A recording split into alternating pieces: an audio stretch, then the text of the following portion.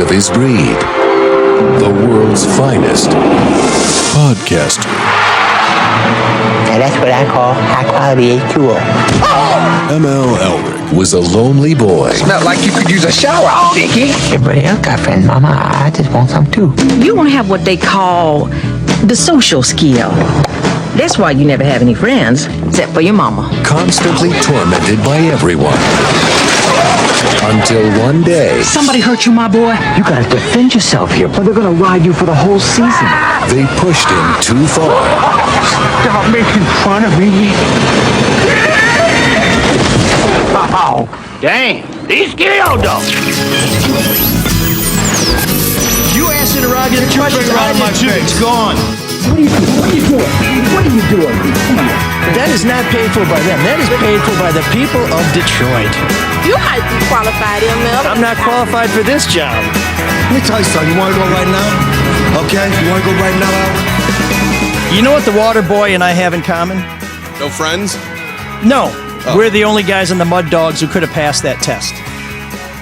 Why are you looking at me? No, I was waiting for you to say, you can do it! What was the look on your face for a minute ago? You looked pained or perplexed or both. I was going back to when Captain Insano disrespected me, when Coach Beaulieu treated me like dirt, and when Guy Granuia made fun of me and called me a needle dick, and I'm using that as tackling fuel. You know why? Because Coach Klein said I could. I know you're going to answer your own questions. So my favorite version of the Waterboy, which is easily the best of all the Adam Sandler films, was the version I saw when I was visiting relatives in Montreal. I watched it in French, and even if you don't speak French, the movie translates. You don't miss a thing. It's that transcendent. It's a long way to go to just tell everybody you speak French. No, I said even if you don't speak French. Yeah, unlike you. Yeah, but there's a lot of football terms you don't know. That was the implication. That's a good one. No, I knew what he was doing. Yeah, no, it's a good one, Mark. You know, the other ML thing that the speaks Waterboy French. and I have in common? What? Well, we Special both like needs. Farisa Balk, and I love my mama very much. Whatever happened to her? Not your mama, but Bulk. What's her first name? How do you pronounce it? Farouza? Farouza? I don't know. Farouza? I just said yes. She was in the, what was the movie? The Robin Tooney, the about the witches. Here we go. I love I think it it. was called The Witches. The Curse? No. I love a good Shawn tangent about a movie. Because it's always missing a she lot was great. of information. She was great. She was great. Even though Mama said she's a devil, That's true. Yeah. but she wasn't the devil. Not in that She's the movie. most wonderful woman in the world. I'm Yes. partial to Happy Gilmore. Oh, my God. Yeah. Billy Seconded. Madison. No, not Billy Madison. What? Happy Gilmore. Happy Gilmore's the best. Everybody has is. a right to be wrong. It is. Mostly because of the actor with him, and I can't remember. Is that why you chose the Mark. Waterboy? It's your wrong. I'm sorry, what? Who plays the pro golfer who's his rival in Happy Gilmore? That actor. Here we go. Oh, Christopher.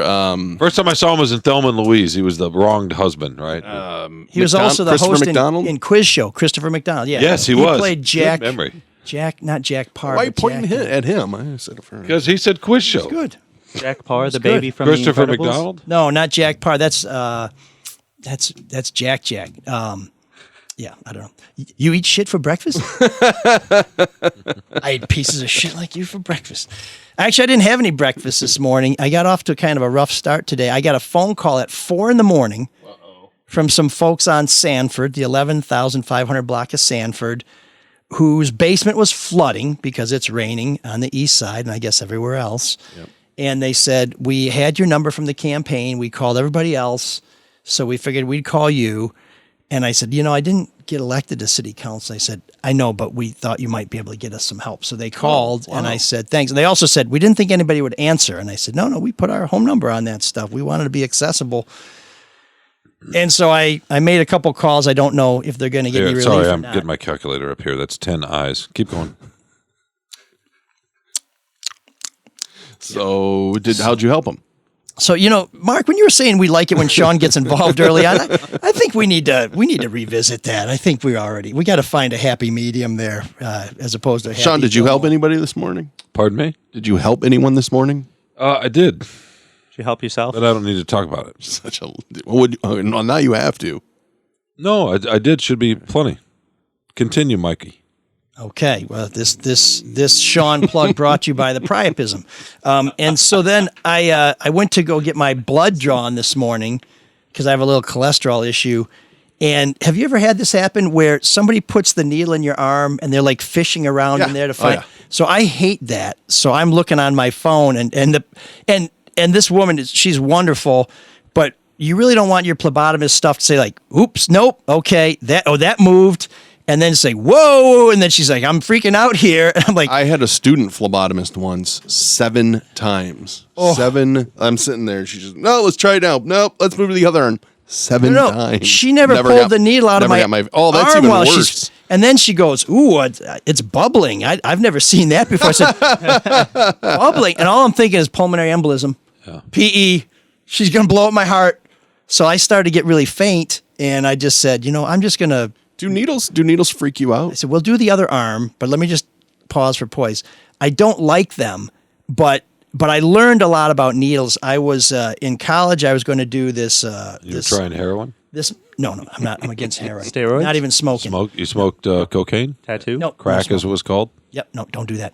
But I was free-based, eh? I was going to do this Marines platoon leadership class where they're going to send us to Quantico for the summer, put us through basic training, and then you could decide after that if you wanted to get into basically a ROTC program with the Marines, because I just had this war and morality class where they talked about how they turn young men into killers by stripping them down and building them up, and I thought, they can't strip me down. I'm going to try.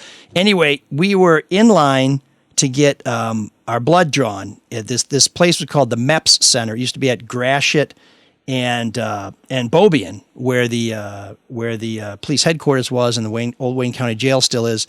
We're all standing in line waiting to get our blood drawn, and there was a guy in front of me, and I'm nervous as hell. There's not only because of that, but because I was going in an officer program when they did our drug test.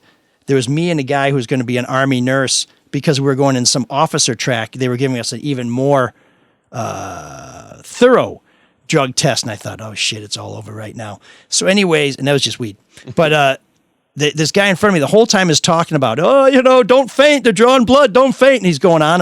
And the guys behind him, like me, who are nervous about it, like, shut the hell up, you piece of shit. And this guy would not shut up. And so finally he gets up there to have his blood drawn. And there are these 2 huge Army nurses there. And they grab him and they put the needle in his arm and he goes, oh, I'm going to faint. And both of the nurses say, no, you're not, soldier. This guy folded like a house of cards. And ever since then, as much as I hate needles and have my blood drawn, I'm just like, I can get through this. I'm just not going to think about it, because this dude was making us think about it, and he was trying to distract himself, and bam, and I think about that guy. That's a long way to go for no. About that all the time. Shawn, Marc, you have a problem with needles? No, God, no, not at all. I'm just always amazed that people are. No. Yeah. You don't have a 15-minute story. Have you ever been to the doctor and you hear those kids like screaming those when they're babies. getting their shots and stuff like that? A bunch of I'm pussies. the parent of some of those kids. What, really? It's very, very traumatic, but you gotta distract yourself. So after I kind of stopped sweating, they took the blood out of the other arm, and now I think Are you okay? I think I'm good to go. Good. But both my arms hurt. That's how my day started. Then I came here. It's just not getting better. See, my brother, sister, and my mother got very lucky with her kids because we were so competitive with each other that we always had this competition when we went to the doctor who could be the quietest when they got their shot. Oh, yeah. So we would just shut the hell up and just squeeze our shorts or our shirt or our mother's hand and keep quiet. And then we stopped doing that once we saw that other kids, their mothers were like promising them iPhones and stuff like that if they would get their shot and stop complaining. Yeah, no, those parents were negotiating the hell out of it. Damn, I don't know if it's just me, but just thinking about this, I'm starting to sweat again. Is it warm down here? It's very hot. I just want to know what the ultra means on the Monster drink you're drinking, Marc. Me? What does ultra mean? It's a marketing gimmick. Okay. It's a flavor. That's technically the So flavor. no sugar. So what the fuck is in there? Caffeine. I Just know caffeine. Well, I mean, So why not coffee? There's some other because I don't want to drink coffee all day. I've already had plenty of it today. Do you want to know more about my dietary habits? No, I'm I'll just answer curious all. about this particular drink and what the goal is To caffeinate myself. for Mike. But I'm fat, To so stay- I don't want to stay sugar. with Mike. Yeah, because sometimes you can be a little sleepy. Damn. Cheers. I just keep taking the needle. That's the other thing. When they went to my right arm, she said, "We're going to use the baby needle." I'm like, "Wait a minute, you were using the big needle? What do you use the big needle for?" I didn't know we had a choice. Are you okay? Anyways, with us today is Mark Fellhauer, Shawn Windsor, and of course our intern Patrick Schmitz, who's going to get his jaw broken before the end of the summer, and not for the reasons you think. He'll tell us a little bit more about that later. And I'll also tell you about the conversation I had with a political big shot who gave me his theory on why Monica Conyers got back into politics. It's into politics. It's just crazy enough to be true. That'll come on the back end of the show after we talk a little bit about this mess of a governor's race. But all of this is brought to you by our generous sponsors, Luke Nowacki, Hall Financial, and Caju Cafe. And if you've been watching the stock market, you really don't want to do that. You want to let Luke do that. Yeah, let him handle it because you don't know. Do you want to be stocks? Do you want to be in bonds? How do you allocate your 401k, all those numbers? If you have a 529, you're a little kid, you want to get a 529, all that stuff. Luke can help you out. He has a whole team at Pinnacle Wealth Strategy. They're going to plan for all your financial goals, both today and into the future. So call Luke, 248-663-4748. He's going to give you a complimentary consultation to kind of see if your plans align with your goals, because it does depend on your age, too, and that balance. Luke knows all that stuff. I don't. You don't. So give him a call. Yeah, and when you call Luke, he'll make it all about you, sweetheart. Securities and investment advisory services offered through Royal Alliance Associates Inc. Member FINRAS.PC. Royal Alliance Associates Inc. is separately owned, and other entities and/or marketing names, products, or services referenced here are independent of Royal Alliance Associates Inc. Yeah. So I was looking at a couple of other houses in East Lansing. I don't know if they're licensed for rental, so I may not be increasing my footprint in the greatest college town in Michigan. But if I do, the first guy I'm going to call after my realtor is Mr. David Hall and Hall Financial. That's right, yeah. If you're looking to get a mortgage, or maybe you need to there's a lot of cash out refinancing going on because, the economy's a little wacky right now, and your house gained a lot of value this past year. So come on out, find out what you can get out of that house, tap into some of your home equity, and get some of that cash out. And recently, the average Hall Financial client who got a cash out refinance got how much? Anybody want to guess how much they got? A shitload. You're right. About $55,000. So consolidate some of those big loans too. Nobody should ever be paying off like 25% or 20% for a credit card.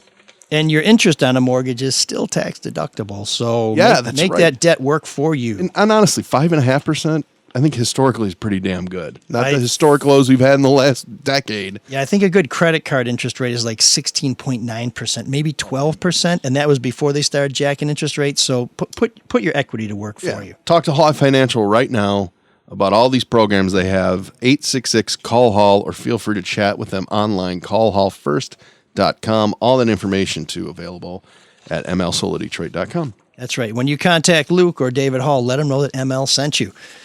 Or if you're at the Caju Cafe, just tell the bartender, that guy at the end of the bar sent me. Won't shut up. And I'd like to send him a drink too. And that would be your old pal, ML. Because there's always something good going on at the Caju Cafe. On Monday nights, it's Open Blues Jam and Muscle Madness. Tuesdays, it's Sweet and Funky, presented by Funk Night Records and Wolf Makes Beat. Wednesday is karaoke. To find out about all the other live acts. Do you do karaoke? I have done karaoke.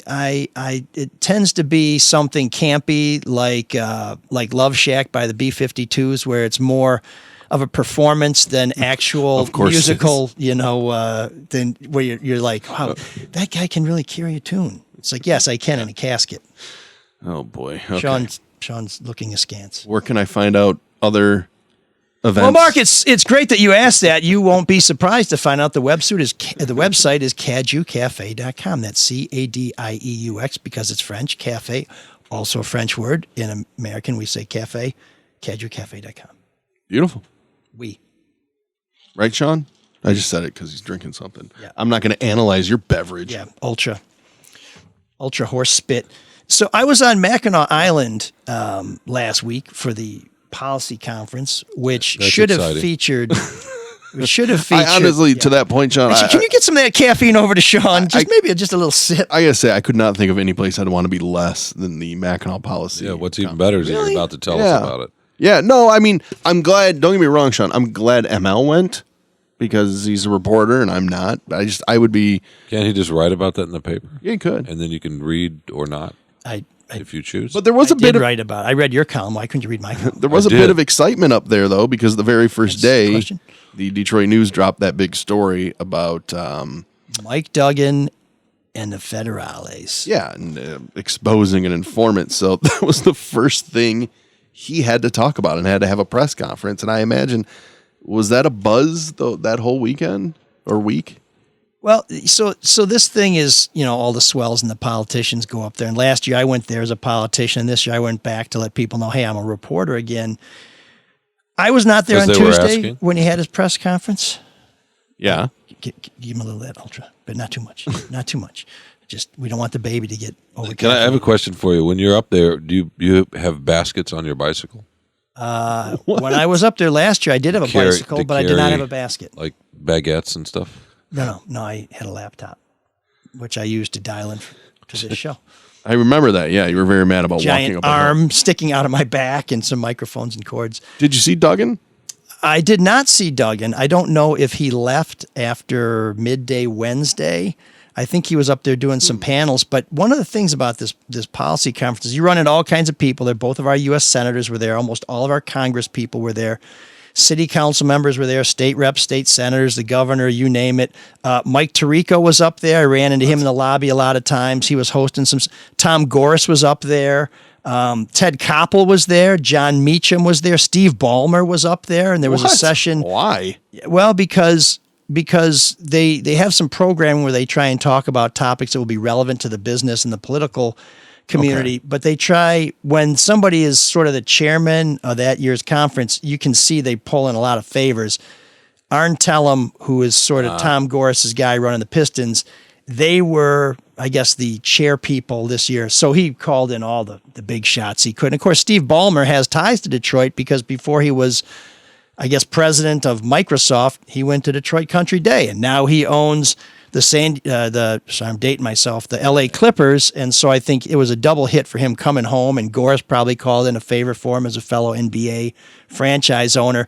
But so there are all kinds of big shots floating around, but a lot of the work that gets done is done behind closed doors. So you wouldn't expect to see a guy like Duggan roaming the halls because he was probably having some meetings and getting stuff done.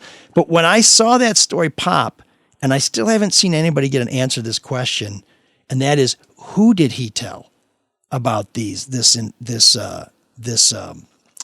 rat, I guess we're going to say. I think that's the legal term. Because, by the time he found out that Councilman Spivey was working with a city contractor who was bribing city council members, he didn't mess up the Spivey investigation because the feds were already working with Spivey, and Spivey was telling something to Duggan that Spivey already knew. It's not like he said, hey, Andre, I think that guy's a crook, because Andre already knew that. That's what he was basically telling the mayor. But what I haven't heard answered is the mayor's acknowledged telling some other people, the city corporation counsel or assistant corporate. That makes sense because you tell your lawyer, hey, I think somebody told me about a potential crime. The city was in litigation with some of these towers, and this guy who was working with the feds to try and jack up people on city council was a tower, we believe. So it would make sense to say, hey, if we're suing this guy, we should probably make sure that, we have that when we do our lawsuit. But who else did he tell outside his immediate circle? Did he tell other city council members, say, hey, watch out, somebody's out there trying to trap you? And this is who it is? But that's a question I haven't seen answered. Why? Are people not asking him that? I don't know. I wasn't at the press conference, so I don't know if it was asked and not answered, or if nobody asked him that. I think they live streamed it, so I guess I watched it. I don't remember that question. Well, I think he only took 2 questions. Yeah, and I presume that nobody asked it because that would have been the lead of the story the next day, right? It's just, mayor told so-and-so and so-and-so, and here's the other people he told. If people know what they're doing, that's a pretty obvious top for that story. But he is Teflon, man. How many questions did he take? I feel like he only took like 2 or 3. How many did Mike take? And they were all on Zoom. What? How many questions did you take when you were up there? Well, he didn't have to do a press conference like that. When I was a candidate? I mean, when I was a candidate, I talked to every reporter I could. I answered every question I could. And how did that work, by the way, when you were up there? Did you rent a room to announce that you were a reporter now? No. Was there a line? I was up there as as a journalist this time, and I was, as I've been many times before, we stayed on Mackinac City. It was a budget option for our socially liberal but fiscally conservative newspaper, the Detroit Free Press. We would appreciate if you would subscribe. It's only $1 for 6 months. Boy, times have changed, haven't they? And if you think of it that way, it's like 18 cents a month to support Shawn. That's worth it. Not really, but it's worth it to support I want my you. quarter back. It's worth it to support you. My 25 cents back. Yeah, for me, go 36 You cents. wear a name tag when you're up there, or does everybody know who you are? No, they see the hair and they know. Okay, just curious. No, there's some people who know me and some people who don't, and others who throw rolls at me. Okay. But you teased the Monica Conyers thing. Yeah. So first of all, one of the reasons I went up there is because I wanted to, connect with some people, and I also wanted to see how these gubernatorial candidates were going to act. We had potentially 10 Republican candidates for governor who were going to be up there. Mm-hmm. And just before people started heading up to Mackinac, 5 of them were pretty much definitively knocked off the ballot because they had crappy nominating petitions. And I brought some of my... Almost laughable. I brought some of my petitions here. If anybody wonders what they look like, these are what legitimate petitions look like. Yeah, they're getting blurred. A little blurry. Okay. And when you do them right, you have messes on them. Like here's one where we reviewed every one of these personally. I reviewed every single page, and here's one where that's what I was going to ask you about. You can see where we crossed some of them out because we determined before we turned them in, these signatures are probably not good. And these candidates got jacked up because they outsourced it. They hired private companies to solicit petitions. And it turns out the companies were after the money more than they were after supporting the candidate. And so they trusted the wrong people and they got wiped out. And I went up to Mackinac to kind of see if some of these candidates who got knocked out would be working the crowd to say, hey, you think I still have a chance? Will you get behind me? Yeah. To see if the other candidates were saying, hey, your candidate's gone, so do you want to work with me? Do you want to come to my side? Because work in the room is a big thing in politics. And when there are people up for grabs, folks try and grab them. And I wanted to see some of that. But in truth, there wasn't much of that. The candidates kind of showed up at the last minute for a little debate they had on Thursday night. And we never saw Chief Craig, who was the law and order, no-nonsense candidate who somehow had lots of nonsense pulled on him and got bamboozled. And Perry Johnson, who spent probably $1 million to run a commercial during the Super Bowl, he wasn't there. And I know that because it didn't look like Mr. Burns with a spray tan and a fright wig was there. But he had almost half of his petition signatures thrown out. And this is a guy who talks about quality like he did in that commercial that he ran during the Super Bowl. Meet Guru Perry Johnson. He's not interested in the same things that excite you and me. For Perry, it's statistics, motivation, quality. Perfection. Oops. Perfection. So you got 23,000 signatures and half of them are bad. I don't even think the auto companies in the 70s would have had a line that put out junk like that. And I ran into a guy. There's no excuse for it. Oh, yeah. I ran into a guy in the main street of Mackinac Island who said, Sigma 6 is this thing that manufacturers use to eliminate, imperfections. And they get down to like less than a fraction of 1% error rate. And this guy says to me, Perry Johnson, he's like, that's not even Sigma 1, let alone Sigma 6. And I said, if you're a dork, that's really funny. But I don't hear Shawn laughing. So, no, because I'm curious why you think a spray tan is wrong. Because it looks gross. It's fake. It's more lies. That's right. It's somebody presenting themselves to be something they're not. Really? Yeah. Okay, just curious. Why? Are you a big fan of spray tans? I don't use it, obviously. Why are you defending spray tans? I don't know, because it's judgy. Have you ever got a spray tan? It's judgy. No. Have you ever gotten a spray tan? Me? Yeah. No, I'm Irish, Scottish, and Hungarian. All I do is burn. If they put the paint on me, I'd probably have an That'd be like infection. me saying something about you because you have an earring in your ear. Well, you did before the show started. No, so. Yeah, but, on air. But I'm not going to say it. Oh, so you can be an asshole off air and that's okay? Yeah. Oh, I didn't realize. We're looking for some decorum in here. I didn't realize I didn't realize that was the rule. Is the earring you trying to be something you're not? Cool? This is just me expressing myself in a jewelrific way. Okay.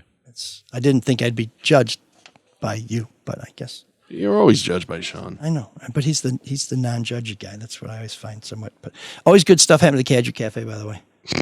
CADIEUXCAFE. But so I love the earring. So we tried to get Chief Craig. We've been trying for a long time to get Chief Craig on the show, and he's like, I'm not afraid to talk about anything. And now, in fact, he had a column, I think, in the Free Press. Yeah, he hasn't talked to anybody but Maria Bartiromo. Right. And national broadcast. And he had something in the Free Press a couple months ago, great column by, I think, one of my colleagues, it may have been Paul Egan, where he said, the handlers have been telling me what to do. I'm not going to listen to the handlers anymore. And now for the last couple of weeks, all we're hearing about is, I gotta wait to see how this goes. It's like, this is the time to fight because these ballots are being printed. So if you're going to mount a counteroffensive, you better get going. And basically, I think what's happened with this screw up is, it looks more and more likely that Governor Whitmer is in good shape because I don't know there's about that. Chaos on the Republican side. We'll see. I know, but people said that, we've talked about this before nationally, people said that in 2015, right? That there was chaos on the Republican side. Yeah. Well, in 2015, they said there's too many candidates, and there were a lot of them. It was looking like that this time, but now we're down to 5 candidates. So that was kind of crazy. Why did Craig's campaign go so bad? Was he just in over his head? First-time candidates make a lot of mistakes. I mean, when I was a first-time candidate, now, of course, I covered politics for a long time. I took this petition thing very seriously. Stuff that... Took everything very seriously. Tudor Dixon, maybe too seriously. Tudor Dixon, who is still on the ballot as a Republican candidate, the Democrats tried to knock her off because she wrote at the top of her nominating petitions that her... One day. Yeah, her office ended on December 31st. It's supposed to be January 1. Instead of January 1st. And the courts ruled that, it doesn't really matter. Now, again, I don't think you can see my petitions very clearly because of the blur. And if you're watching us on YouTube channel, ML Elric, we really appreciate it. Please subscribe so you always find out when we're coming up next.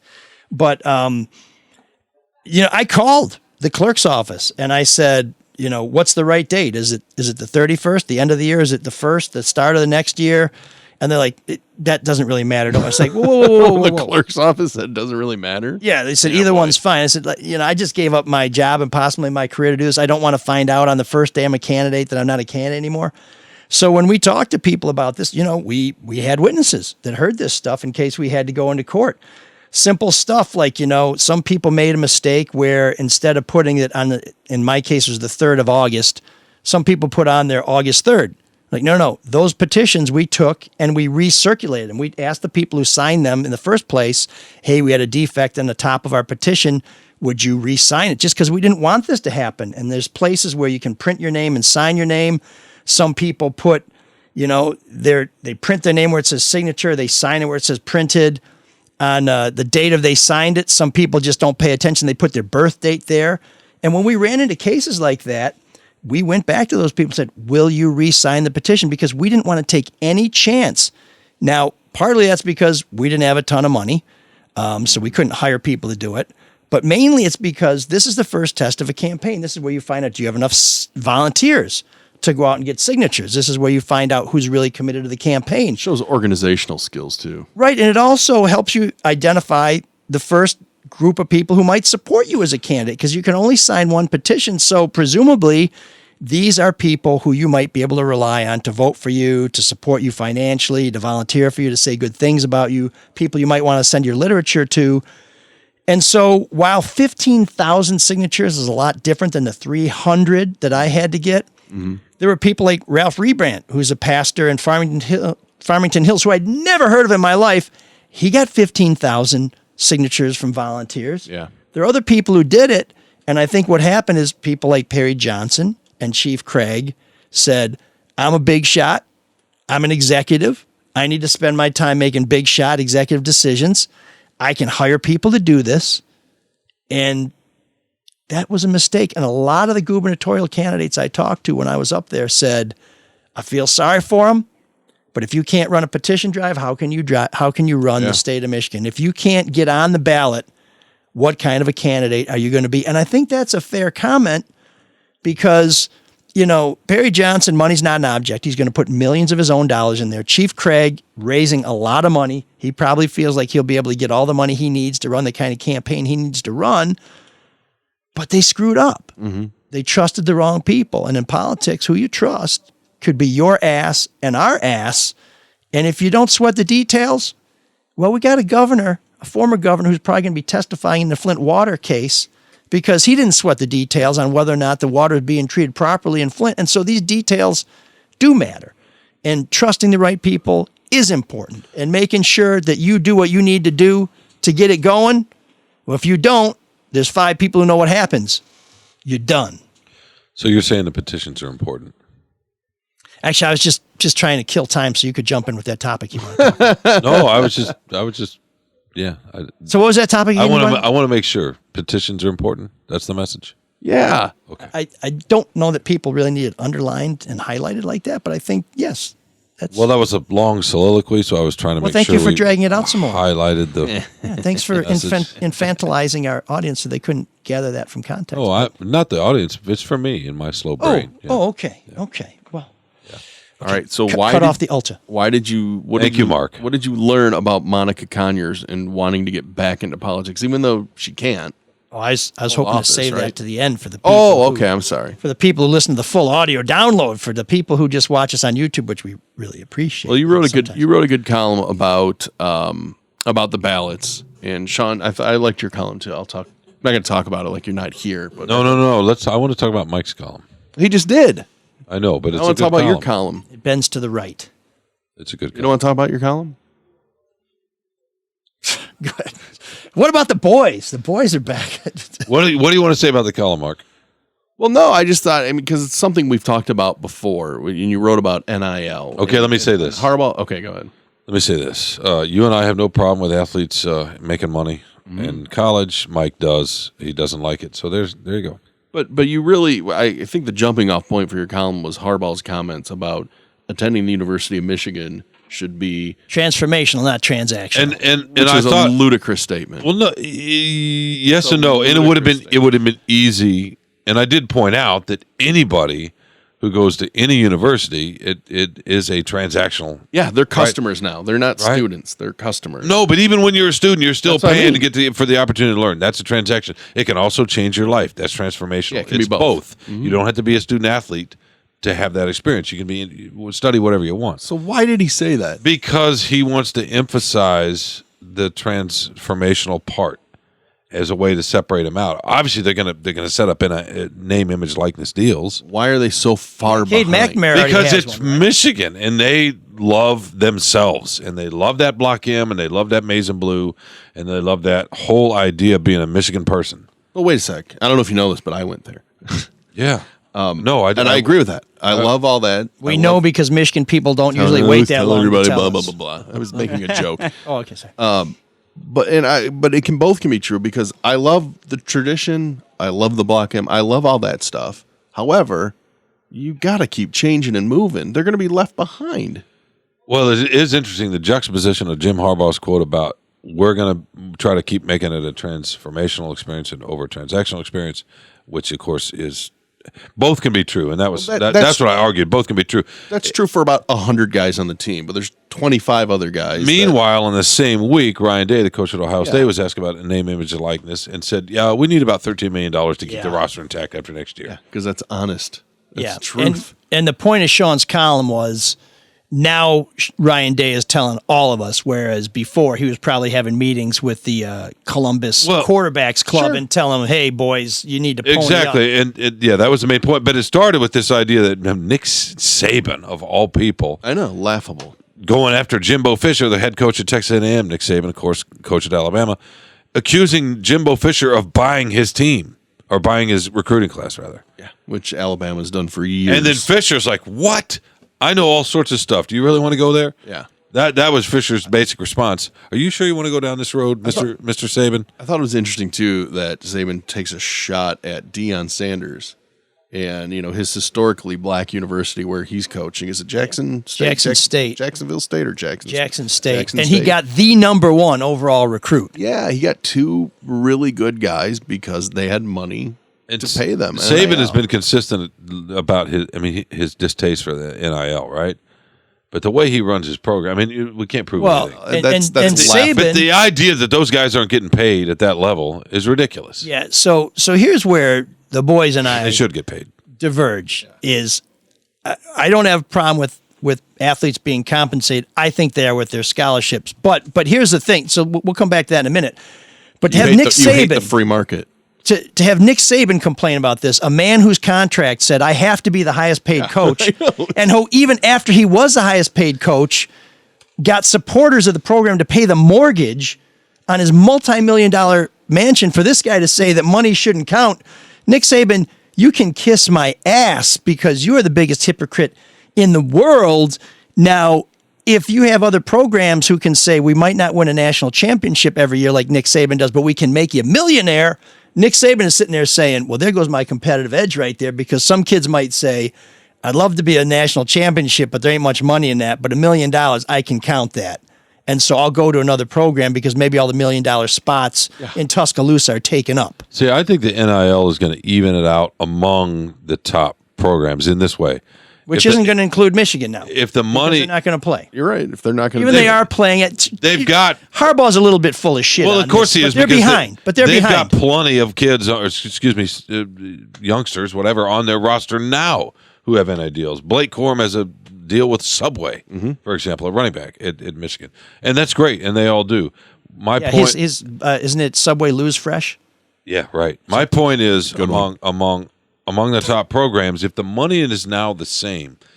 If these schools, because these schools put these collectives together for donors to put money in, and then they have people kind of arrangement and acting as liaisons to go find deals with corporate America or local companies. All like, if that's all the same, then how are you going to choose? Then you're going to choose your school based on what, right? The coach, sometimes geography, sometimes the weather, sometimes relation to where your family is, that kind of thing, style of play. But it might actually come down to more of that now if the money's the same, rather than this school is better at finding black market money than this school. So are they going to be paying their athletes with like a salary-based thing, or is it just a way of saying that they're allowed to get royalties and stuff on shirts of do we theirs? really want an Englishman getting in here on American college football? Some get a stipend. No, Michigan that's a good State, a lot of Michigan State varsity athletes are going to get $500 a month because a big alumni, Matt Ishbia, decided I'm going to put together a pool. So every player will get $500 a month, which means the walk-ons get some money, and the guy who's got $1 million shoe contract gets $500 a month. Yeah. So I don't have a problem with something like that. But this thing where the big money is going there, $2 I million do have a for a problem with quarterback? that. You have a problem with that? $2 million for a quarterback? Yeah, I do. Because that's what Ryan Day said. $1 million for a defensive end. Why? Well, he had a quarterback who got $1 million and never saw the field, who only became an Ohio State quarterback for $1 million because he couldn't get that money in Texas. Once he got the $1 million and didn't play, he went down to Texas, where I think he is with Jimbo Fisher, right? I think you're right. So what? Texas Tech or No, Texas A&M? he's at Texas Austin. oh. But why? I mean, why? UT? Yeah, why can't? That's what we call it. Hook 'em horns. What's wrong with making That's the where I $2 went to million? If school. somebody thinks he's worth the $2 million, what's wrong with that? See, this Because is where you don't like it? No, I think there's too much money in college sports. Do you agree with that, Patrick? I think that's outrageous. What? You guys just say there's a lot of money, so let's spread it around $2 more. I'm million saying let's for get the money quarterback. out of it. Why? I mean, in the pros, they paid Mitch Trubisky a lot more than that. There you go. And he's probably got the same amount of skill as any college quarterback. Actually, less than many of them, as the Bears found out, but that's the Bears for you. So why do you, Mikey? Because as I've said before, to me, I want college sports to be different than pro sports. And what's happening is, instead of trying to preserve some of the amateurism, which I understand. I understand that. But now we're making more like a pro sport. So again, I've always said the reason why I cheer for the Spartans is because I feel a kinship with the Spartans. It's a shared experience. It's why I don't feel that way about the Lions. I don't have any shared experience with the Lions. I guess, yes, we're both in Detroit, so maybe that's part of it. But no one has made, except for free agents, an affirmative decision to be a part of the Detroit Lions. Most people feel cursed to have been a part of the Detroit Lions. Whereas if you are a Michigan State Spartan, whatever your motivation, you chose to go to Michigan State, as I chose to go to Michigan State. We're on the same campus. We're living in the same So bubble. you hate where you're from. They're not getting drafted. They are still choosing to go to those schools. They are, but now the motivation is I need money, I need this, I need that. No, I think that's a broad brush. I think for most athletes, it's not that. That's what I was just trying to say. No, I think if the money's going to be the same, then you're going to make choices based on how we've always made choices. Eventually. And to me, that's like saying, that's almost like herd immunity. Instead of trying to cure a disease, let's make everybody sick, which I guess works, but I don't like that. I think that makes being a Spartan more transactional and transformational. They're gonna have like it can be both. Are they gonna have like a It salary can be cap both, or whatever? but I don't want it to be 99% one and 1% of the other. Are they going to have like a salary cap? Like each school can only spend a certain amount? No, because the schools aren't. The school's not spending a dime, which is what's the schools are brokering basically deals, which is a joke. That's not a joke. Why is that a joke? So here's the other thing. So instead of the athletic department going out and raising money for the school, they're going to raise money for the athletes. Exactly. So why are they involved in the brokering of it? That's what's silly about it. They're trying. So to have, you expect a trying to 17 or 18-year-old in Texas or Florida or whatever, in Destin, Florida, coming up, or Tallahassee, who wants to come up here and play at Michigan, you expect them to know the landscape of how to get? No, I think you have to. How to get a deal? I think you have to hire some kind of agency. What I think is a joke is that the universities are trying to having their cake and eating it too, because they don't want to spend any of their precious money. But hey, we're going to help broker you guys so you get money to come help us make more money for our university. So they should just pay them. The age of these athletes. That's different. Now that's a different question. Sure. Yeah.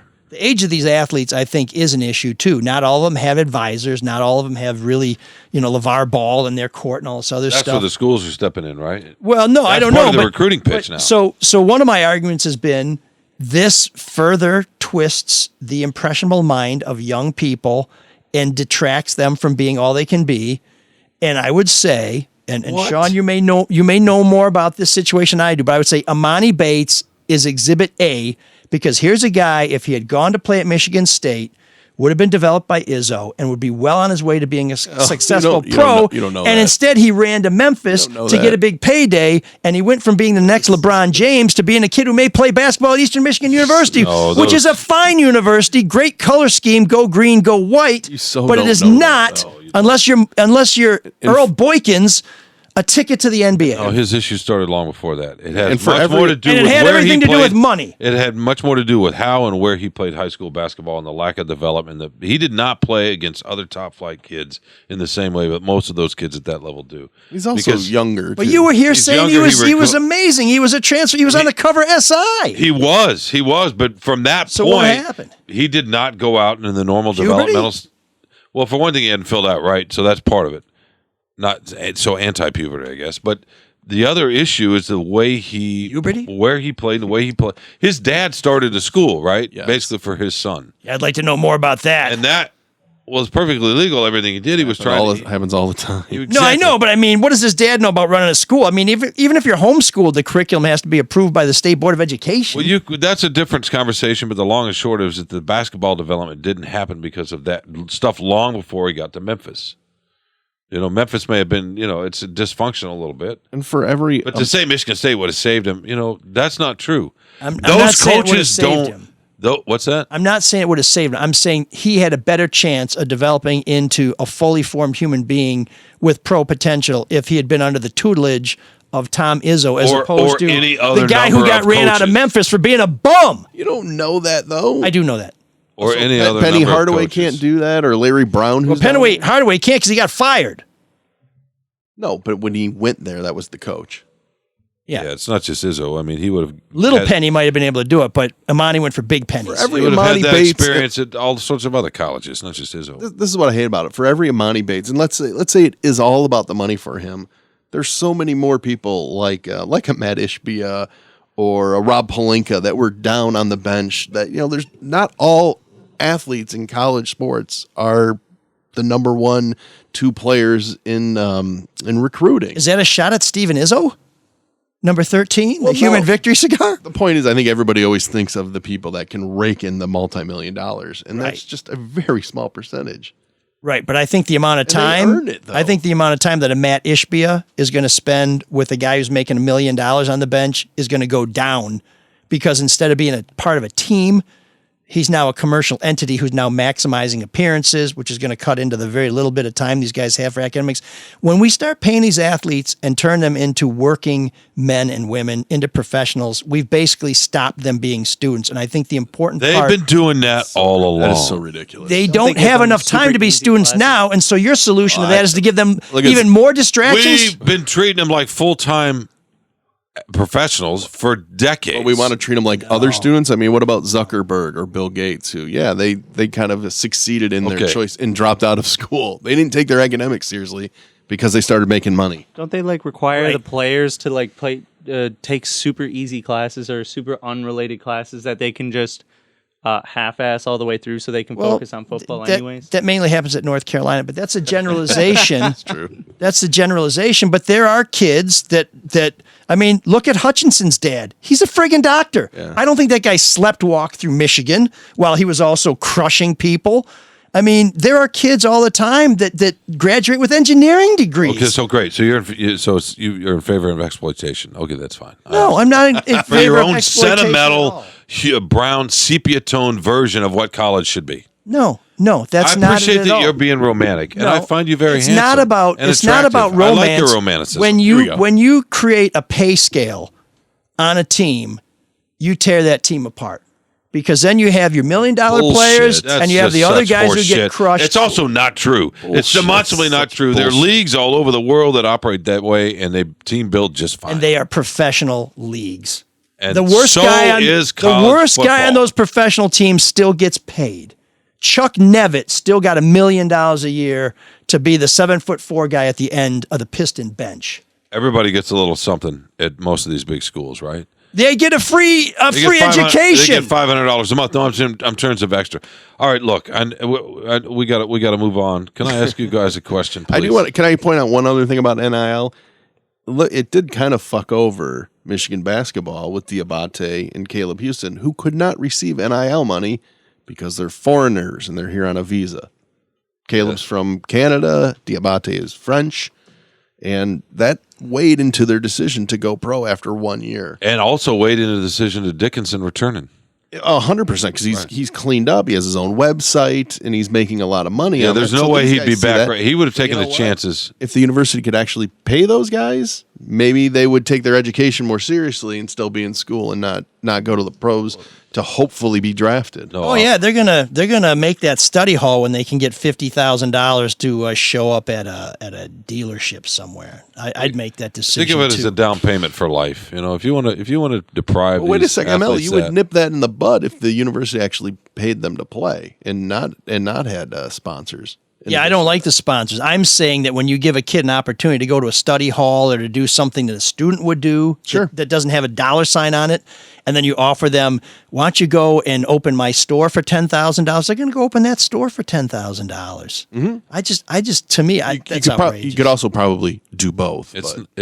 No, you can't, because there's an infinite amount of money out there, but there's only 24 hours in a day. No matter how you allocate it, there's only going to be 24 hours in a day. That's part about being transformed. You have to figure out how to deal with 17 your time. and 18-year-old kids are going to be able to make those decisions. Most of this is wink anyway. They're not out working a full-time job. It's a couple of appearances here and there. Yeah. It's like under the table stuff is now just over the table, but you're really not doing any more work. Bring it out of the You might have to go sign autographs here once in a while on the weekends in the off season, whatever that off season may be. And those players got early morning workouts for multiple hours, and then they have practice 2 times a day, and then it all leads up to. Yeah, Mike's fine with all that. That's a full-time job right there. That takes up. And they're compensated most of that 24 for that hours job. right there. Really? Yeah. No, they're not. Not to their worth. Do you not pay your son's tuition? Not to their worth. Do you not see a lot of zeros at the end of those checks that you write? I pay some of it.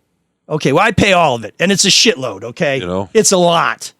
It's a lot. I understand it is. And if you have a kid that's never been to college and you're offering them a free college, you're offering them a lot. And would you feel that way if your kid was a 1 in 100,000 talent and they had probably will make the pros? Yeah. Absolutely.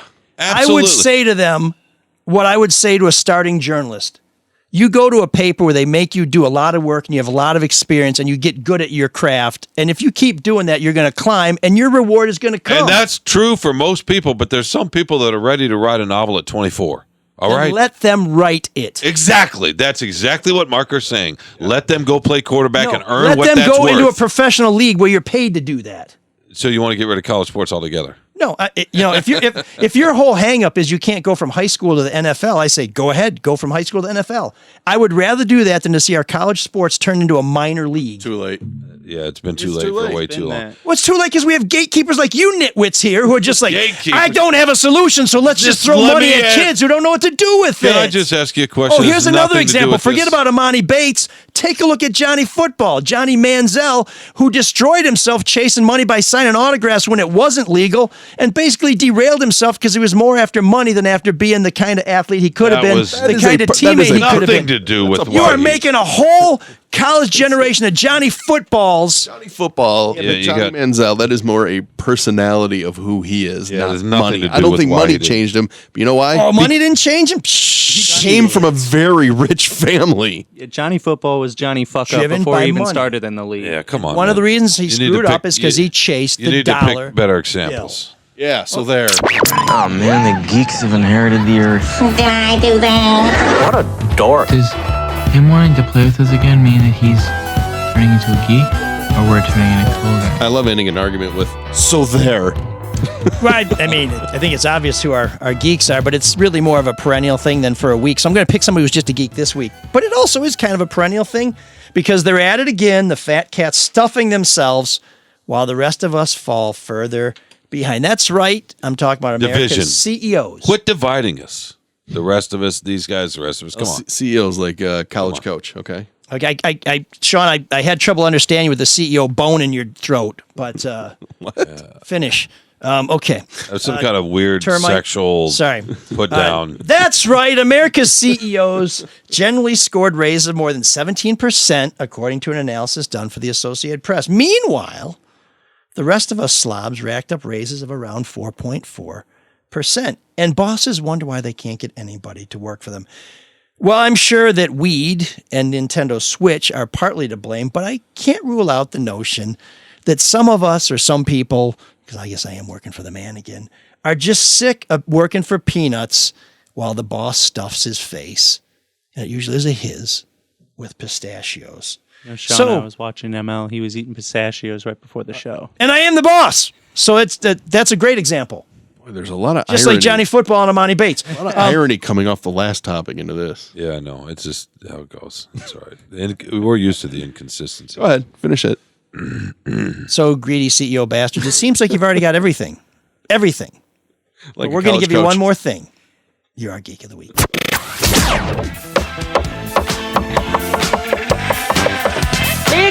There's an all-night party in room 7609.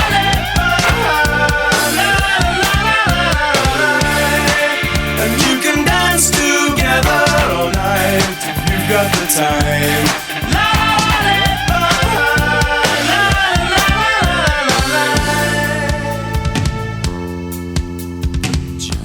So if you're listening to the audio download, this is where we don't do the video anymore, which you can subscribe to at YouTube channel ML Elric. But this is the bonus stuff for our people who listen to the whole show because we really appreciate you guys. And the name of this band may make you think of the time when Shawn lived in Austin and dated a couple of tall women. It's called Sad Lovers and Giants, but it's not. It's actually an English new wave band. And here is the kind of dream the dogs have. It's a colorless dream.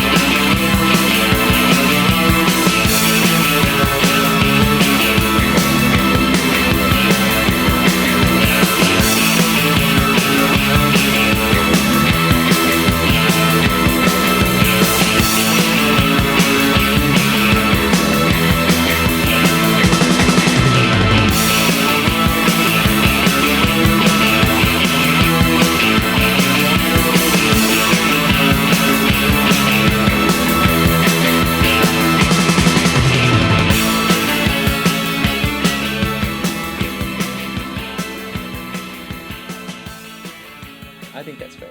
So that was Sad Lovers and Giants. I thought that was the B-52s. Colorless Sheep. Well, that's exactly what I wanted to ask you guys. Who does that sound like to you? You say B-52s. I say it sounds like these guys. These guys? You queued up some music. Here we go. Do you hear that? The slow intro, the kind of jangly guitar. We're building up to something. Now we lay down a beat. We're not quite there yet. This is A Forest by The Cure, early Cure. This came out a little before Sad Lovers and Giants, but it's got that kind of atmospheric, that kind of dark, that kind of soulful, moody. I'll give you moody. Yeah, well, Not soulful. That's The Cure. I mean, Not it's their whole So hook. because they're white guys? And I mean like really No. white, like pale, Listen like to the- Robert Smith has never been outside listen before? to the bass line. That's not soulful. But I do Big like fat it. bass line It's is a not nice soulful. bass line. I'm not. No, I like the bass line, but it's not soulful. Oh, I think the bass is one of the most soulful instruments there are. I completely agree. Just not that bass line. I mean, there's a bass in country music too. And there's no soul in it? Very little. I mean, there's soul in the sense that, we all have souls. All right, you believe in that kind of thing. Name some soulful bass lines. All bass, no cattle. Top 5 soulful bass lines. Go. Diamond in the Back, Sunroof Top, Digging the Scene with a Gangster Lean. What's the name of that? What's the name of that song? Don't drag me into this. All right, what else? Flashlight. Yeah, anything with Bootsy Collins. Exactly. Yeah. Just gonna It's a cop out. Groove is in the heart. Yeah, I mean, More Bootsy Collins. I mean, it's a little racist that you haven't named a white soulful bass line. How about I'm trying to think. Level 42. Mark, what's his name from Level 42? That's very. Is it bad? I've never heard of any of these things. I bet the Immigrant song. Right now, I is like everything's that. just Oh, whizzing really? by my head. Zeppelin? Well, they got a little. I soul. thought you would have. It's more of a driving bass. But Bonham is the soulful one. And it is. Bonham is the soulful one in that group. Is Flea soulful? A little bit, yeah. Is Les Claypool? Is he soulful when he plays Primus? Sure, why not? No. What? Jaco Pastorius? No? Okay. God rest in soul, Jaco. Stay off of drugs, kids. So we found maybe one white guy sometimes. Anything that's that fast to me starts to get towards heavy metal, But that wasn't fast. Yeah, no, That bass was pretty fast. from The Cure. Yeah. Wait a minute. That's a pretty decent beat there, pace. Okay. Yeah. Okay. I like it. I love The Cure. The human metronome weighs in. Anyway, that's Sad Lovers and Giants, I love The Cure. suggested by DJ Dan, former arbiter of what was cool at the city. Curtis club. Mayfield, by the way. I have a bit of a question for you guys. Which- we talked about this Diamond a in the little back. bit before Diamond the in the show. We talked this a bit before the show. Did you guys all watch the first 3 episodes of The Boys when it released? I did. I'm totally caught up on it. Patrick's taking over. Go ahead. Run with it. Oh my goodness. We love your suggestions for Room 7609. You can send them to mlsoulofdetroit@gmail.com. So I was thinking about this because I just saw, with the Depp Heard Do we case. need to tell people spoiler here? I'm No, not really not- going to be not really. spoiling anything here. I just remembered, like yesterday, as I was catching up on the episodes, I Speaking saw of that pace. I saw the Depp Heard case, and it was about censorship. And I was just thinking about The Boys, and some of the things that I saw, I was wondering about what maybe in television could be possibly too far. And without talking too much about it, one of the opening scenes in the first episode experiences a Ant-Man-esque punishment going on to a human person. I just want to know what your guys' thoughts are on things going too far. Well, on a streaming service that's paid, I don't think you can go too far. Personally, Okay, so I think so anything we're, goes. We're all adults here. There was a soup, which of these guys with superpowers, Superhero. who had himself reduced to some minuscule size to be inserted into his lover's penis to He walked right in, yeah. excite his partner. Unfortunately, he sneezed because he'd been bumping rails and returned to full size, which turned out to be. It blew up the guy's bottom half. cut him in half. Let's just say it's a kind of climax you don't come back from. Yeah, instantly dead. Why was that over the top for you? I mean, if you watch The Boys, there's plenty of gratuitous, cartoonish so I think violence. Because I've watched, I think there are people who have had kidney stones who would tell you that does not having a small thing inside your urinary tract is not pleasurable. The very first episode, which we watched, my wife and I watched. But I had no problem with that. Which my wife and I watched the other night because we started to watch the first episode of the third season, and it had been too long. We'd forgotten too much, so we're rewatching. Because it wasn't fun trying. What happened there? What happened there? What was this? So we just said, screw it. It was great. We're going to start over. Anyway, the very first episode, a guy who can extend all of his appendages sits on a couch and wraps his penis all the way around both of his male lovers sitting next to him. I thought all the way around. He's cuddling them with his penis that's operating like an elephant trunk. And by the way, a minuscule guy in that episode runs into a guy's anus. So that's how The Boys starts. The same guy. The very first episode of this show starts out with a guy jumping in another guy's butt. Yeah, I don't remember that part. I just remember very quick. I'd totally forgotten about it. Yeah, and then I saw it last night actually. Yeah, in the second season there was a guy who had his wang. It could grow up to different sizes. It wraps around the guy's neck, and they have no idea what it is until they see it grow back into his pants. You say wang because that's short for wanker. Wanker just means masturbator. It's like Mr. Schwantastic from Marvel Comics. What's that?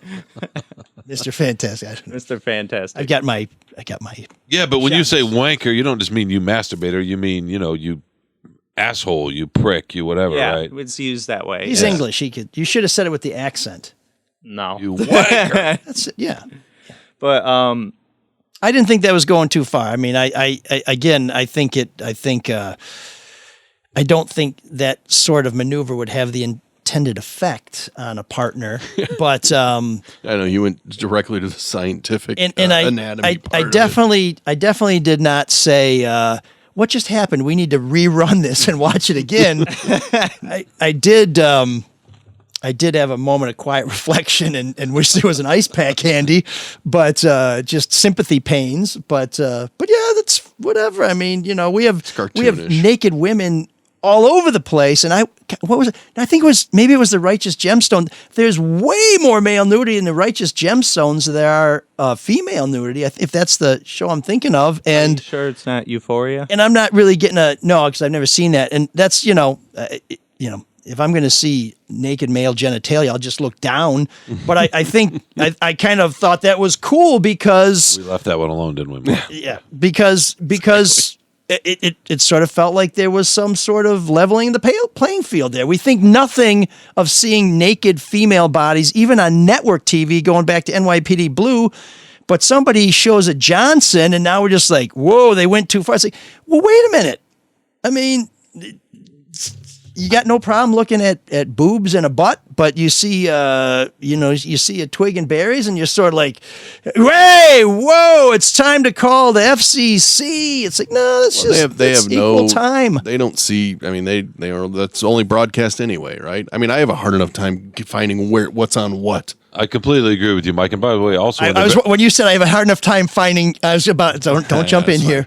Yeah, no, I did the same with you when you said the thing. I I decided not to jump in. Because you're looking down, probably not seeing much, and I didn't want to say that. But anyway, because it's too easy. She kind of just did. It's a genius behind him, Mel. Wow. He says stuff without saying it. She's in the very first episode of The Boys, there's also one of the original 7, the invisible guy. He's in a bathroom, in a women's bathroom, and all of a sudden, he shows himself, and he's completely naked, and you see him from the front. You see his pubes and penis, and it's all right there. Yeah, that guy, that translucent, that guy is a pervert. Total perv. Didn't they blow him up in a cage? What happened? So they put a bomb in his anus because his skin is made of carbon fiber. Yeah. No, it was an electrical. I'm sorry, I just saw it last night. Sorry about that, but it was an electrical cord, and they electrocuted him because of the skin having all the carbon. That's just how they knocked him out, because carbon fiber is conductor. Right. But they end up killing Bill him. Nye checks in. Oh, nice. Yeah. Oh, so in another episode, another episode, so he's not dead yet. So okay, because they thought he was dead in the first. Yeah, because his skin is virtually indestructible, so they had to figure out a way to kill him. So they had to jam a bomb inside his anus. That's right. Patrick, do you think there's things that go too far? Going Frenchy. I wouldn't say that this goes too far, but I feel like everybody's got a line. Sure. And And it's everybody's up to got a that line they person. won't cross. So it's always arbitrary. Like some people will think something goes too far. Others will say not enough. I couldn't agree. That's why I hate when certain things get legislated. No, I'm with you. Can we stay in pop culture just for a You second? could have two people having coitus on screen, and it wouldn't offend me as much as when I see a child or an animal tortured or killed in a movie. That to me Well, I think is way everybody more would- affecting. everybody would agree with way that. more offensive. Two people boning, as long as it's consensual, it's a beautiful thing. Which is it? Is it coitus or boning? It's the vernacular. So that's I'm just the curious. devil Is it has making many love? names. Yeah, yeah. Making love. When he does it, it's Mike making probably love, makes yeah. love. Yeah. Well, you spread love too. But when that stuff doesn't affect me. But there's a scene in the original Jack Reacher where there's a woman running across a plaza holding a child that she's babysitting, saying, "We're going to make it. We're going to make it. We're going to make it." When this sniper is killing people in the plaza, and every time I watch that, I start to tear up. I mean, that is and they don't show her get shot, but she's not going to make it. That to me is way more affecting. One of the great underrated Tom Cruise than a movies. boner. Now this is what's It's a interesting. great movie. It is a great movie. It really is. Because Christopher McQuarrie too. Usual Suspects. It's done, and he also helped write the new Maverick. But so you're talking, Which I want to talk about before we wrap okay, this yes. up, please. yes. Then I'll segue out of it. Go ahead. we're taking a highway to the danger zone. No. I just am curious what you guys think about this movie. Has become an unexpected sort of gathering place for this country right now. It's set all kinds of records for Top Tom Gun Cruise. Maverick, yeah. Yeah, Top Gun Maverick set all kinds of records for Tom Cruise, and people are eating it up from the right, from the left, all kinds of backgrounds. And there've been a lot of stories. Yeah, there you go. Highway to the danger zone. All these think pieces are coming out about why, trying to figure out why it's affecting all of us, and when's the last time something not brought us together necessarily, but we could all kind of relate to and enjoy it and share. And is it because we're so apart and so desperate to see each other again in some way that this movie has said, hey, American can be decent in some way through this movie? It's really interesting, the effect of this movie. I get bothered by think pieces about something like this But because it's nobody just, saw it though, right? So they're just trying to explain it. What do you mean? Oh, success. like its And- popularity? Yeah, and from how people about- of all backgrounds. How about the fact that it's a movie that a lot of people have seen, the first one, Top Gun. But And a number lot of the two, left didn't like the first one because they thought it was Reagan nationalistic patriotic bullshit. Then they're looking way too that drives me insane. You can't. But you your don't hear politics that are so much of your identity that you can't enjoy a movie. But that's that my has a bunch point. of cool This planes movie- flying around. But that's my point. This movie, there's none of that. There's none of that. There's no Well- flag waving, chest beating. It's they never say who the bad guy is, right? that Isn't it helps. implied that it's Russia. Does it also help? No, I think that, it's implied that it's Iran. Iran. Okay, there you Does go. it also help? I on also some- did like that it's up for that. We don't have a bunch of guys running around going Ayatollah. It's like, oh, well, we hate these guys, so it's Yeah, okay. No, so that for sure helps. I like that, but I don't think that's why it's popular. I don't. People are saying, "Well, I'm glad we're not." Is it being also jingoistic." because just the way it's shot and the idea of Yes. all these young actors doing all this training and learn how to pull G's themselves, and they had special cameras It and just these looks F-18s. cool. It's thrilling. The footage, the aerial footage is unreal. So that's part of it. That's the biggest part of Well, it, I think. I mean, do you really? I haven't seen. Have you seen it? I have. What about Okay. Val Kilmer? And, Does the I have plot not. really? Does the plot matter that much? no, can I? Here's my. here's my where I quick think it theory. does. You go ahead, but I don't want to tell you what my theory is. Here's where I think it seen it does too? matter. Have Yeah, you I seen- saw okay. it. I saw, and I also saw Everything All at Once Everywhere, which was a weird ass movie, but also good. But the thing I liked about this movie, and I think one of the reasons why it's popular, is it came out 30 years ago, and to a lot of us who are watching it now, we can say everybody's written off Tom Cruise. I mean Maverick, that he's gone his own way. He's past his prime. He has no role. He's superfluous. He's redundant. We can mothball him. And a lot of us at different parts of our life think like, I kind of think people are starting to feel that way about me. And then we see him come out there. Who was written off Tom Cruise though? I mean, No, in the movie, Oh, in the Ed movie, Harris okay. comes out and says, gotcha, I've okay. seen the The future character. and you're not in it. Even though he's still hitting his mark, exceeding expectations, leading people, inspiring people, still has a ton to contribute. somehow he's eked to get out a career of being a pain in the ass, but being the most talented pain in the ass and whatever. And it's all over for him. And then there's also the loyalty of his friend, Iceman, Val Kilmer. I think that's part some of it. affection that came out of it. And then best Val Kilmer cameo ever, by the way, is in True Romance. But anyway, it's a Detroit movie. But anyway, I think the fact that people like me watching it might be able to say, and I didn't watch it because of this, but you come out of it just saying like, you know what, maybe I got a couple missions left in me. You know what? I think there are a couple of things. One, you're right. The Val Kilmer scene. And one superhero. The Val Kilmer scene is actually kind of beautiful, right? It really is. It's moving. Well, and it doesn't lose that whole thing of which one of us is best. I mean, it doesn't go for sap. It goes for the whole we're movie. friends, but we still. The movie could have been really modeling, like the first still one. Some dynamic tension, like the first one. In the combination of the thrilling aerial footage with a lot of quiet in the movie, and I think that's great. But I think there's some shit in it to the whole goose subplot, and they're playing volleyball on the beach. It's like get that out of there. They're playing the football. Okay, to me, fundamentally though, it's this idea. In Europe, they call it volleyball. You can still be courageous. You can show masculinity. You can do all this, and there are people. There are women involved, and there are people from all sorts of backgrounds. But it's not toxic. And the first one, to a lot of people, was a little toxic, right? Tom Cruise walks in and storms into a woman's bathroom in the first one. You couldn't do that now.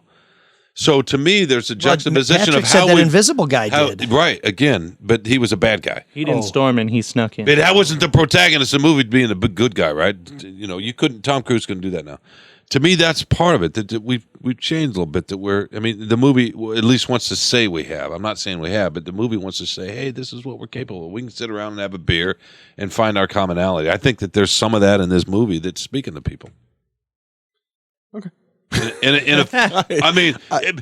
Otherwise, if it's just thrills, that's not enough. They're thrills every summer. They still had their alpha humanity. male white supremacist guy, and then the dork with the glasses. So those tropes are still in there. But that trope isn't as it's not as alpha-y. It's still male. It's like you can be a man, but no, it's not. I think it's hard to find a more alpha male than the one dick pilot who thinks he's going to be number one. But he's only 5'7", so how alpha can he be? No, not Tom Cruise, the other guy. Oh, I haven't seen the movie yet. So. Another think piece about America wins. About Top Gun. Another think piece about Top Gun Maverick that really drove me up a wall was he's a Scientologist, and Scientology is terrible, so you shouldn't go see this movie. And maybe I'm the bad person because I know Scientology is the fucking worst. They have ruined people's lives. They have. They take no accountability for anything they've done. They are a religion, so they don't pay tax. There's a lot of problems with Scientology. Tom Cruise is at the top of it. But am I a bad person because I can go, I'm still going to watch this product he put out. I'm still going to enjoy it too. I don't know. Age-old question, right? It kind of goes to the separation of the art and the show. artist. And I'm surprised how many people can't do that. I was hearing another guy talk about how lifelong Browns fan cannot be a Browns fan anymore because of Deshaun Watson. And I think that's really, really intriguing to me because, if I think Deshaun Watson's going to have a good season, I would draft him on my fantasy team. Does that make me a bad person? I think what he did was fucking awful. That's a tougher one. It makes you transactional rather than transformational. They're only saying they can't. I would not cheer for the Browns while Deshaun Watson. You wouldn't really? No, I wouldn't either. If I was a Browns fan, I would have to go on height. I may put all my gear in a box in a time capsule, but I'd be done with the Browns. And I have a friend who's done with the Browns. See, am I one of the only people a lot of people. Religious Religious beliefs, I think, are a little different, unless you are part of a cult that's actually killing people or abusing people. And maybe you could argue that with Scientology in terms of the abuse part. Sorry, that's Tom Cruise. Terrible impersonation. Yeah. I mean, I feel like I don't really give a shit what people do off when. Why don't we have the Tom Cruise guy on next week? Wait, say that again, Patrick. I'm sorry. Before you were so Tom rudely Cruise guy interrupted. who shows up everywhere in Detroit. Not you, Elric. Patrick. Say that again, I don't please. really give a shit what people do off of whatever it is that I'm watching. Like if I didn't. It's not really my business what Floyd Mayweather allegedly did to his girlfriend or what Tom Cruise is involved in when he's not on the screen, because I'm only there to watch the movie or watch the game or whatever. I'm not that's really pretty there to dig transactional. into somebody's personal life. And you should. As a society, of course you care if somebody abused their whatever and they're not paying for it. Don't get me wrong. I'd rather Deshaun Watson. I wish that grand jury would have seen the evidence a little differently. I wish he would be held accountable for the 24 women that he allegedly sexually assaulted. He claims they're all consensual. He's fucking scum. That being said, if that was my team, I think I don't know. If Tom Cruise would be in a tough spot. If Tom Cruise was a rapist, I would not have gone to see Top Gun Maverick. I wouldn't either. No way. Because he has a different faith than me, I'm just going to assume that he has different beliefs from me, and I think his beliefs are misleading. But if he sincerely believes them, then I'm going to have to respect that. I'm with Mike. But would you watch an Amber Heard movie? I haven't really followed that. She was found, liable of.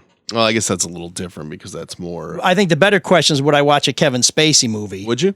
And I love Kevin Spacey movies. And Usual Suspects is one of my favorite movies, possibly my favorite movie of all time. Doesn't hold up very well. And what? I just threw that out there. Keep going. Except for Benicio. But anyway, go. Motherfucker cocksucker. Can you hear me in the back? Can you hear me in the back? But would I go see a new Kevin Spacey movie? Probably not.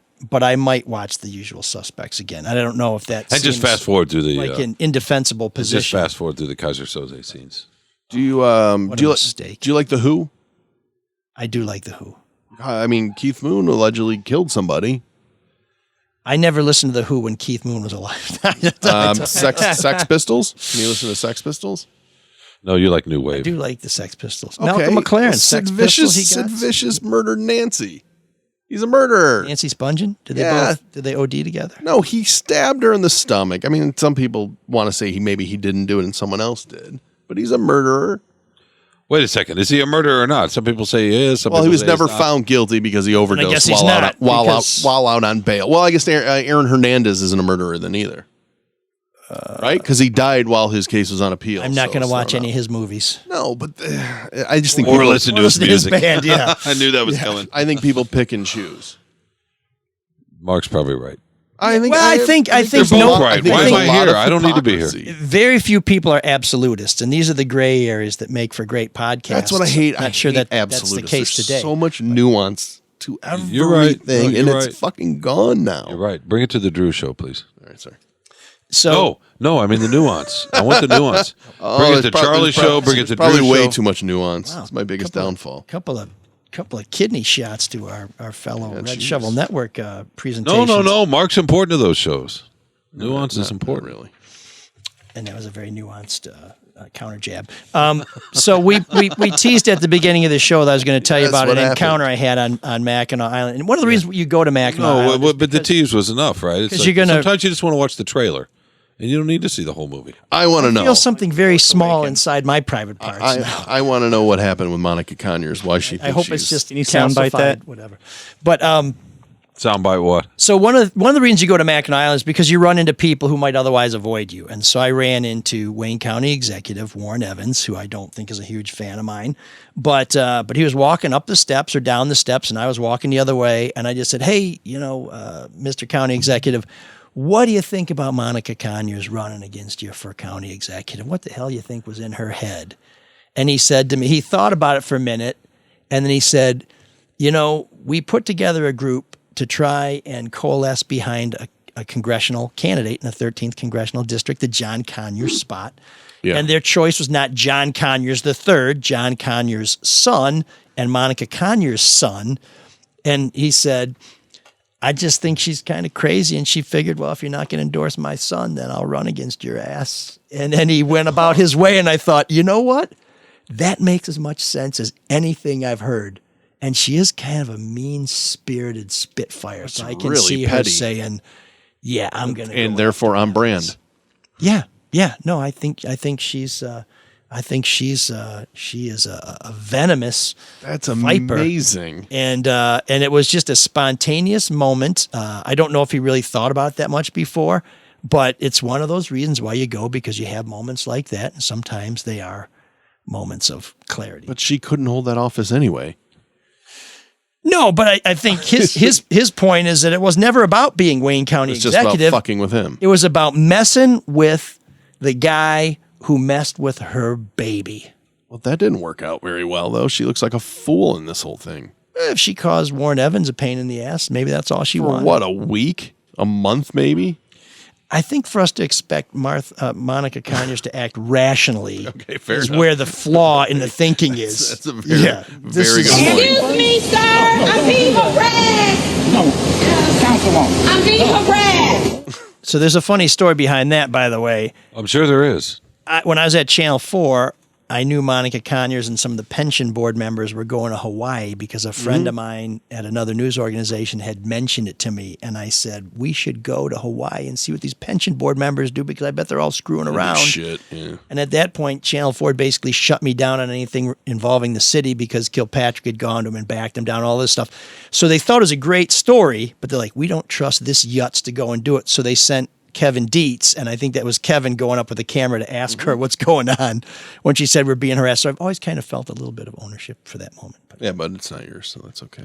I also felt some ownership when Jackie Curry yelled at Dietz, "I will slap your face," because Dietz basically redid a story that Jim Schaefer, Ben Schmidt, and I had done at the Free Press about police security doing things that had nothing to do with policing. But here's the full You better look where you're going, because I will slap your face. Nice elected officials. Jackie loves you real good, as she used to say. So we have no donors to thank. We'd like to correct that situation next week if you'd be kind enough to make a small donation at mlsoulofdetroit@gmail.com. Mark, I know this, we're running out of time, so please walk us through the process as quickly as possible, because I know it can be a little daunting. mlsoulofdetroit.com donate button takes you right to PayPal. Boom. It's that easy? That easy. Did you follow that, Shawn? What did I say? You're in your phone. I did. So we have a little internal debate here. I think it's very complicated based on results. Mark says it's really easy. So Very easy. Just try it. if you want to weigh in, just go Prove and I'm make a wrong. donation, and then I will eat humble pie next week if it turns out Mark is right, that it's very easy to donate to this show. Mark's always right. And of course, we love it when you subscribe to our YouTube channel, which is ML Elric. When you subscribe, hit that little button.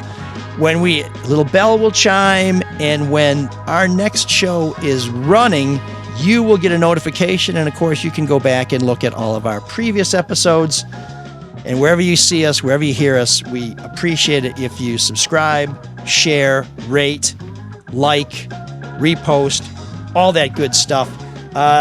We don't really have any feedback this week. We're running kind of long, but I think it's been a pretty good conversation. At the risk of basically kind of taking the edge off a pretty sharp show, what's going on with the Carlos and Shawn podcast? No, that kept the edge up. I think that get the edge up, don't you? Well, I just thought the answer might dull things up. That's No, I'm not going to answer that. I'm just going to say thank you for the support. How about that? There you go. The podcast is going great. We're going to talk about the Wings this week. So that's another. I got nothing to say, but he said something. No, we have the great Helena St. James on, the Free Press beat writer. There you go. Shawn is That's enough of that. Shawn is the termite of podcasting. That's a Soups reference. Okay. Anyway, despite what you may have heard here, the Charlie Duff No BS News Hour and the Drew and Mike podcast are definitely worth a listen. So please check them out. We appreciate the support of everybody who listens to the Red Shovel Network, and of course our sponsors, Luke Nowacki, David Hall Financial, and the Caju Cafe. And until next week, we have to turn to our friend Cyrus to take us out. Can you dig that? Can you dig it? Can you dig it? Visualize all those people that have been mean to you, and then I want you to attack. What's the matter with you, boy? You too stupid? No. No what? Now everyone will feel his pain. From Touchstone Pictures and the director of The Wedding Singer,